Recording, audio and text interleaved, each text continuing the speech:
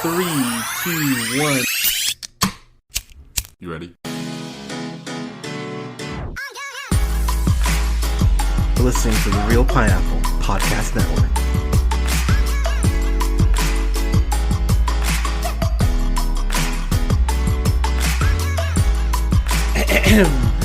Good evening, everybody. Thank you so much for listening. This is the Real Pineapple. This is your humble host, Hunter, here. Hope you guys are having a great Memorial Day weekend. Hope you're able to enjoy it. Hope you guys are staying safe out there through all of the insanity. So, if you haven't listened to the podcast before, first off, welcome. If you guys have listened for a minute, you know I have been, some people would say unfairly, harsh against DC Comics. Their live action stuff. Their animated stuff is excellent, but their live action stuff I've been critical of. But if you guys remember, I enjoyed Justice League. I actually own Justice League in 4K. I gave it a B- or B. It was one of the two. I can't remember. I think it was a B. But I was a fan of the cut that we got of Justice League. So, of course, Zack Snyder, who you know from, of course, 300, Watchmen, Sucker Punch, Man of Steel, Dawn of the Dead remake, Sucker Punch, Legends of the Guardians, BVS. Zack Snyder is a very polarizing figure, to put it mildly. He has made some stuff I've enjoyed, like I said, despite my problems with the final act of Man of Steel. I think Man of Steel is a good movie. I know some people have issues with it, but I for the most part, enjoy it. I think BVS is Satan's toe jam. I think it's a terrible movie. And then Watchmen, I've even watched the extended cut. Malin Ackerman is so bad in that movie for me, it drags it down significantly. Love Jackie Earle, love Rorschach and the comedian in that. But all that to say, it's been a very mixed bag with Zack Snyder. So, when Zack Snyder was, of course, set up to helm Justice League, he experienced that incredible family tragedy, which, was fucking terrible. And I remember when Zack Snyder announced that he was stepping away, after, during Justice League. And I remember being, first off, happy, because I was like, oh my god, Zack Snyder won't be able to hurt DC anymore.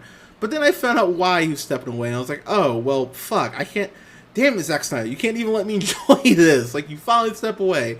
But also at the same time, I recognize how incredibly, in the back alley, dirty Warner Brothers and DC did Zack Snyder. Because they told Zack Snyder he had 5 films to complete his vision. And, they cut him off at knees. They cut him off at 2 movies, really. 2.5, if you want to give him that. And I understand that Zack Snyder got a raw deal. I completely get that. But the amount of venom that has come from this whole release the Snyder Cut campaign, I really think it is time to take a step back and kind of break this down a little bit. So, this whole movement, people forget. People, there were banners flying up in the sky. People were renting billboards saying release the Snyder Cut. This really became this insane just uproar from people who, I gotta be honest, if you'd gotten, a shitty Justice League film, and look, I understand the critical reception to Justice League was not kind, but I remember people were saying this is worse than Batman vs Superman, and it's not even close to as bad as Batman vs Superman. But at the same time, this to start off as a little upswell, release the Snyder Cut, and everyone kind of felt like it was going away. And this is where I think Zack Snyder does need to own up to his shit. He did a terrible, terrible thing. He kept giving people hope on this. He kept riling people up. Like, when it seemed that people were kind of dying down on it, like, okay, we're not going to get the Snyder Cut, fine. He would go ahead and post, a black and white picture of Affleck's Batman, or a screen test of Cavill's black suit and go, oh, all right, well, I'm gonna go off Twitter for a little bit, bye. And he would just keep riling people up. He would light the fuse and then just fucking walk away. And a lot of people kept thriving off of what Zack Snyder was doing, just going ahead and just putting in these little, these little nuggets of hope. And there was a point where I think it really did initially start off as for people who wanted to go ahead and see what Zack Snyder did given the circumstances.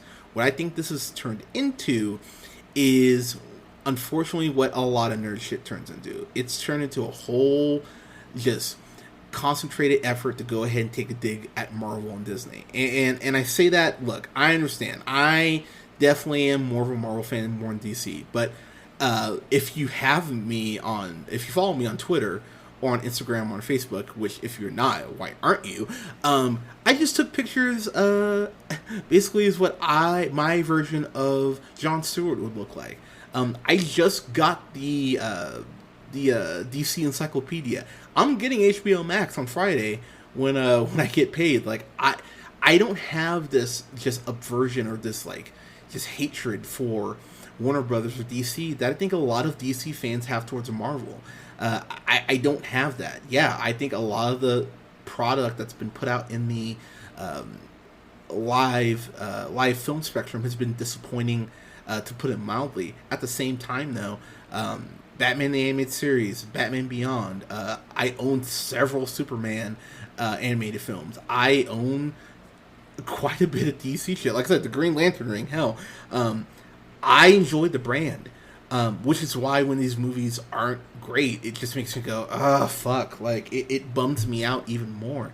And I really wish that people would kind of give supporters of the brand a break, just because we're not blind, you're not blindingly following and liking everything DC puts out. Look, again, I'm a huge Marvel fanboy. I fully admit it. But am I going to sit up here and defend Thor the Dark World? Am I going to sit here and say the Rhino from the end of Black Panther didn't look fucking terrible? Like, I'm able to go and critique my own brand, the brand that I love, but it's really gotten to a point where DC fans just don't want to hear anything negative, and I get it, because you want your shit to be on that level. I completely understand, but I have to point out to people, Joker just won 2 Oscars, and people were still not happy, and at some point, you have to go, okay, guys, like, we're trying to give you some rope here, and you're just continuing to kind of hang yourself with it. The Snyder Cut, I think, sends a horrendous message as well. Like I said, this was not just like a 6-month thing. This was over a 2-year just influx of fans bitching and moaning, complaining and whining. And I really think it sets this bad precedent as far as if you just complain enough, you'll eventually get what you want. I know what some people are going to say, because I already feel the typing. What about something like the Sonic the Hedgehog redesign? Because, that was a thing. Initially people came out, saw the Sonic the Hedgehog trailer, saw that design, and went, oh my god, this looks horrible. The film gets delayed, 6-8 months, and we get this new, better Sonic design. I understand that's fans using their voice can go ahead and be a positive thing. I get that. But what I'm really getting sick of is this extreme aspect of it. Because, and I'll tell you, if you guys aren't on Twitter, a lot of the people who are on Twitter are saying, yeah, fuck the haters, fuck Marvel, we told you the Snyder Cut existed. So here's the thing. First off, if the Snyder Cut existed, this shit would be out on HBO Max from launch. That's number one. The Snyder Cut does not exist, because there are elements of what Snyder had, but the film, this is not some film that DC has locked in a vault somewhere that they've just been waiting to release. This is something that they had a lot of footage that they're going to go ahead and splice and put together, but that is not Snyder's cut. Because again, cut implies that this shit's finished. I understand it's a catchy hashtag, but at the same time, it's not accurate. So I kind of need people to zip it on that. Like the Snyder cut, because Snyder even came out and said himself that the Snyder cut is not going to be what we're going to get. We're going to get his version, but things are going to be different of his own mission. So I would like to go ahead and say that, number one. Number two, and this is going to sound dark, but I think you guys will get what I mean. Zack Snyder cannot be in the same mindset he was in when he originally did the parts of Justice League that he did. There's no way he could be in that same mindset. I mean, he hasn't done anything since Justice League, and I know he, I guess, finished filming Army of the Dead, which I'm excited for. Army of the Dead. I can't wait to see that. I think we'll probably get that next year, but Zack Snyder hasn't done anything in a couple years. And again, his mindset clearly is going to be different, but I don't think that's a bad thing. But I need people to kind of understand that what he was wanting to do, almost 3 years ago, I don't think we're going to get that now. I'm sure his tastes have evolved. What he would have done has evolved. So it's really unfair to kind of put that on him. Number one. Number two, and I read off his filmography to you guys. I mean, he did Sucker Punch. He did what I think was a very, at points, visually brilliant, but at points just so incredibly paced Watchmen film. And I know some people say, yeah, well, the graphic novel is kind of slow paced, but you're a director. Your job is to be able to take the source material and go ahead and enhance it for theatrical experience. And I don't think he's had a very great track record of being able to do that. When he's doing his own things that aren't really tied to canon, I think he's been excellent. But when he does go ahead and do superhero films, and I understand that BVS, the Ultimate Cut, does make the film slightly better, but it's still a mismatched, jumbled mess at the end of the day. And I really do believe that Zack Snyder, he is similar to Joss Whedon in this respect, that people fanboy and fangirl out over him so much, and people want his shit to be universally loved. And he's been, again, one of the most polarizing figures, I would say, in entertainment, period. Because you either love Zack Snyder shit or you hate Zack Snyder shit. There are those people who fall in the middle. I'd probably consider myself one of those people. But I need DC fans, the hardcore DC fans, to understand. Just because we're getting the Snyder Cut does not mean it's going to be better than what we initially got. And that's a very harsh but sobering reality. And I think people really need to kind of let that start to marinate a little bit, because I really do believe that fans are setting themselves up for failure. I understand. I want to see Martian Manhunter. I want to see Darkseid. I want to see Black Suit Soups. I mean, apparently you get more Cyborg too. Cyborg was my favorite part about Justice League, so if I get more Cyborg, cool. But at the same time, this is apparently going to be a 4-hour film, and DC and Warner Brothers said that you're not allowed to bring back actors or the actors from the film to go ahead and film new shit. So that 20 to 30 million that's being rumored to finish up this cut is going to be visual effects, scoring, stuff like that, and that's why, for me, I don't think we get this episodic iteration of it. I think it is going to be a 4-hour film, just a 4-hour straight cut. I think that's a lot to ask for people. I love Endgame, but even at 3 hours, I remember going, okay, 3 hours is perfect. I mean, that's another hour. That's intense, and all due respect to the casual cinema viewer, a lot of people aren't willing to sit through a movie that's 3 hours plus. I mean, Avengers, I think, is one of those rare cases because, you're wrapping up 20 plus films of storyline, so it warrants a 3-hour film. This is only going to be, technically talking about 3 films worth of shit. I mean, Man of Steel, BVS, Wonder Woman. I mean, that's a lot for 4 hours. I understand you have a lot of members of Justice League. You got Flash, you got Supes, you've got Batman, Wonder Woman, Aquaman, apparently Martian Manhunter. Maybe we get some Green Lantern in this. I mean, I understand that there's a lot of pieces that you're trying to go ahead and juggle, but 4 hours is a big ask for people, just in general. And I'm just going to say, kind of in closing, if you're one of those fans who's telling people, fuck the haters, told you the Snyder Cut was real, if this film is bad, and that's a reality that again, fans need to think about.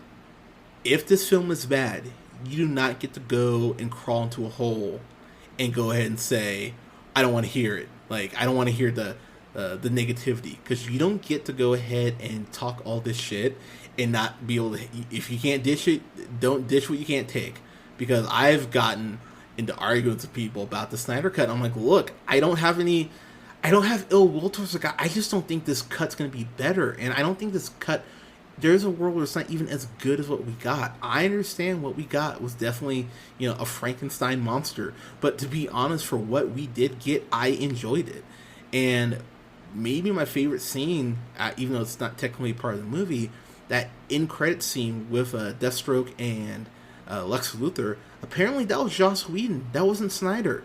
So, I don't know, guys. I really see a world where this film is worse and where people go, oh God, like I have to live with the fact that this movie sucks. Look, I'm a Spider-Man fan. I had to sit through Spider-Man 3, Amazing Spider-Man, and Amazing Spider-Man 2. Look, I've been hurt by comics before. I understand. Okay, I understand that people want this shit to be great, and part of me wants this to be good just because, again, Zack Snyder got done dirty. I understand he wants to make this shit work.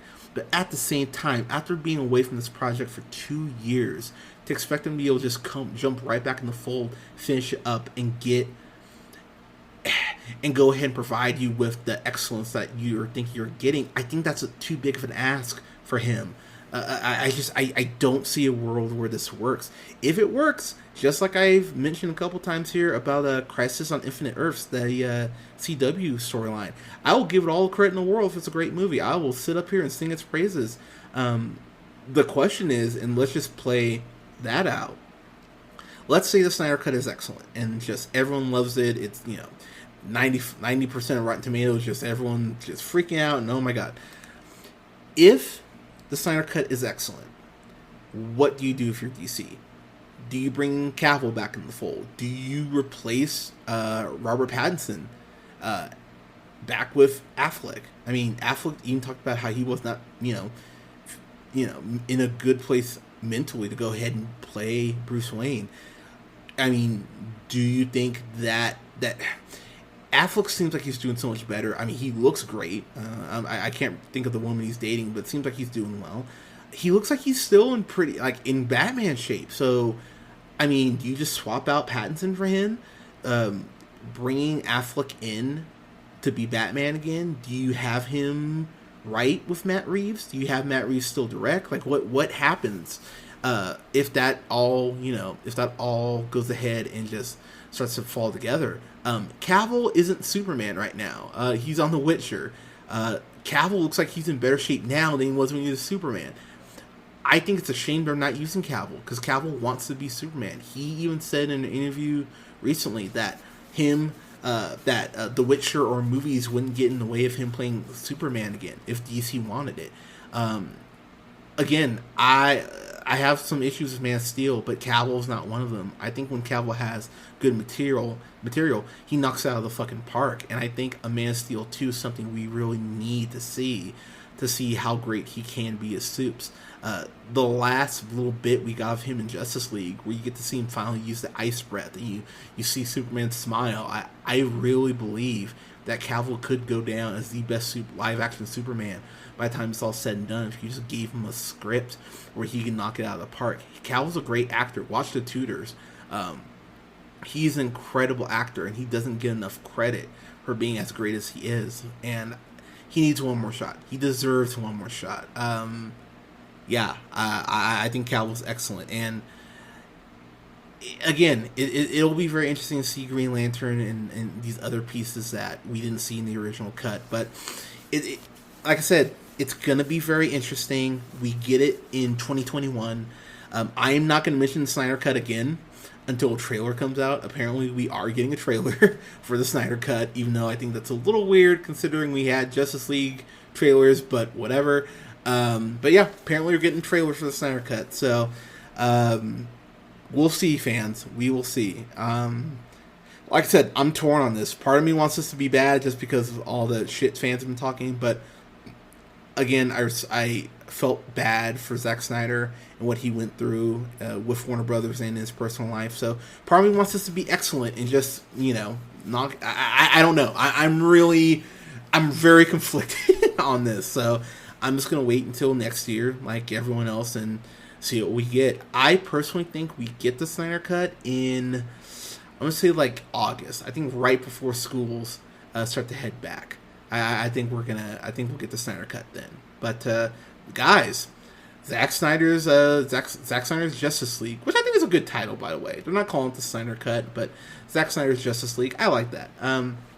Guys, what do you think about this? About Zack Snyder's Justice League? Are you guys excited for it? Are you amped? Are you scared? Are you hating it? Like, let me know. I'm very curious to get everyone's thoughts. You can go ahead and like us on Facebook at The Real Pineapple.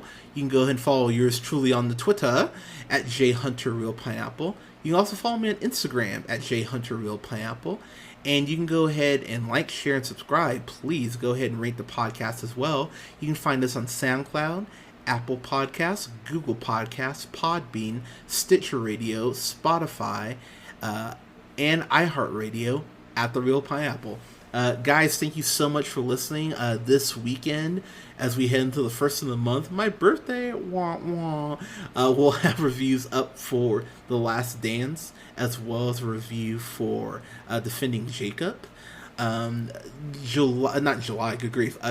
since it is my birthday month, we're gonna have reviews for a lot of stuff that I just enjoy that we haven't had a chance to review on the podcast yet. I am still finalizing said list, but we'll definitely have a review for Avengers, because I really have always wanted to review that. Gonna have a review in June for BoJack Horseman season 1 through 3 at least, if not the complete series. We'll have a review for Training Day, as well as a review for District 9, as well as a review for Bloodshot, which I have not seen, but I'm curious to watch. So yeah, we got a lot of stuff coming down the pipeline for you guys, but thank you so much for your support. We love you guys. Please stay safe out there and have a good night. We'll talk to you guys soon. Take care.